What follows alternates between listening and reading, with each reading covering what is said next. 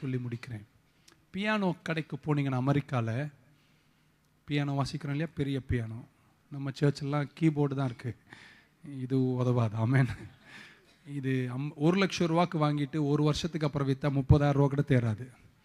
நான் சொல்கிற பியானோ கடையில் போனால் $500 பியானோ இருக்குது, $5,00,000 பியானோ இருக்குது.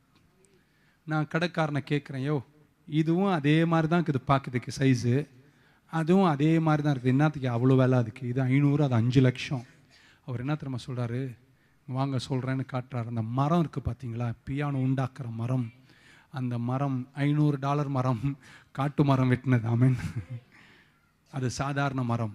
அப்போ அது மட்டும் என்ன மரம்? அவர் என்ன சொல்கிறாருன்னா, இந்த மரம் காடு வெளிகளில் மலை பிரதேசத்திற்கு மேலே 100-200 ஆண்டுகள் காற்று வீசும் தெற்கு பக்கமாகவே அந்த மரம் திரும்பி நிற்குது பாருங்க. அந்த காற்றெல்லாம் பட்டு பட்டு பட்டு அந்த மரத்தின் அந்த பக்கத்தில் வெட்டப்பட்ட பலகையினால் செய்யப்பட்டது.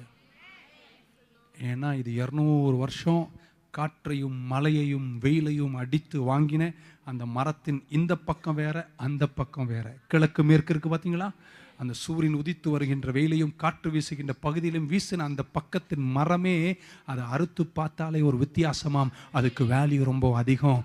அதில் வாசித்தினா அதில் வர்ற ஓசையே ஒரு தனி ஓசை. காட்டுப்படாத பக்கத்துக்கு $500, $500. காற்றுப்படுகிற வெயில்படுகிற மரத்தின் பக்கத்திற்கு $5,00,000. காற்றுப்பட்டவங்கள்லாம் நீங்கள் விலை உள்ளவங்க. தொட்டிலேயே ஆட்டி போற கஷ்டத்தை சாப்பிடு. Eat your problems. ஒரு ஆமேன் சொல்ல மாட்டீங்களா? எல்லாத்தையும் கடந்து போகணும். நல்லது நடந்தா நம்ம சொல்லுவோம், I am so lucky. Lucky. கெட்டது நடந்தா கர்த்தரனை சோதிக்கிறார். இன்னைக்கு அதை மாற்று. லக்கி கிறிஸ்தவனுக்கு இல்லை. No more luck.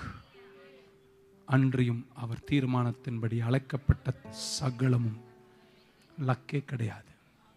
நல்லதும் கெட்டதும், நிந்தனை, போராட்டம், கஷ்டம், புயல் எல்லாம் எனக்கு சாதகமாக பயன்படுத்துகிறார். ஒரு ஆமீன் சொல்ல மாட்டீங்களா? உன்னுடைய